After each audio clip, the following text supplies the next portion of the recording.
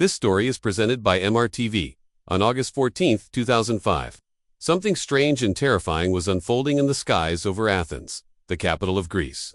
At an altitude of nearly 10,000 meters, a passenger aircraft was flying silently, completely unresponsive. For over 2 hours, the plane had failed to reply to any messages from air traffic control. Fear spread rapidly across Athens. Was this a terrorist attack or a hijacking? Due to the growing concern, the Greek Air Force immediately scrambled F-16 fighter jets to intercept the aircraft. As the fighter jets approached, they witnessed a horrifying scene inside. The cabin was completely silent. There was no movement at all. Passengers were sitting motionless in their seats, and shockingly, no one was visible in the cockpit. Moments later, the F-16 pilots noticed a man inside the cockpit. He did not appear to be the captain. He seemed confused, moving around as if trying to understand what was happening. Seconds later, the aircraft suddenly banked to one side and began descending rapidly. Within minutes, it crashed into the mountains north of Athens. All 121 passengers and crew members lost their lives. But what exactly happened inside the plane? Why was there no response from the pilots? And what went wrong after takeoff that led to this horrifying disaster? This is the story of Helios Flight 52, also known as the ghost plane. On the morning of August 14, 2005, 115 passengers and 6 crew members boarded Helios Flight 52 at Larnaca Airport in Cyprus. Their final destination was Prague, Czech Republic, with a scheduled stopover in Athens. It was summer, and most passengers were traveling for holidays. The captain was 59 years old with over 17,000 flight hours, while the first officer was 51 years old with more than 7,500 hours of experience.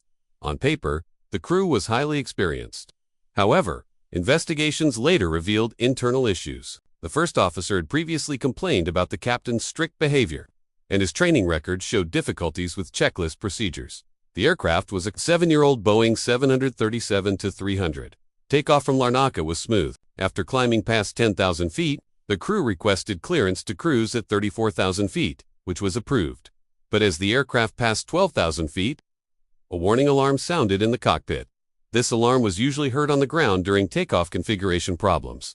Not confused, the pilots contacted Helios Operations, REPORTING. The warning. In mentioning that cooling fan lights were off, the ground engineer explained that those lights were supposed to be off and asked a crucial question. What's the pressurization system set to auto or manual? The captain never answered this question. What no one realized was that during a maintenance check the night before, the pressurization mode had been switched to manual and was never reset to auto. As the aircraft climbed, cabin pressure slowly dropped. This led to hypoxia, a condition caused by lack of oxygen. Within minutes, hypoxia causes confusion, impaired judgment, unconsciousness, and eventually, death. The pilots misinterpreted the cabin altitude warning as a takeoff configuration issue and followed the wrong procedures. Oxygen masks deployed in the cabin, but by then, it was too late.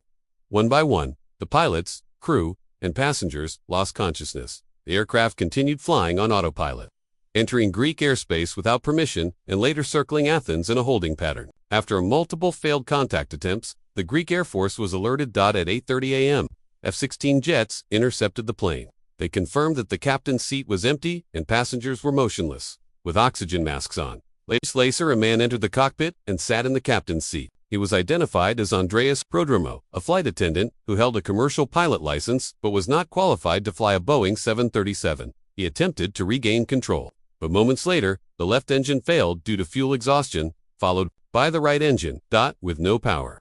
The aircraft crashed into the mountains.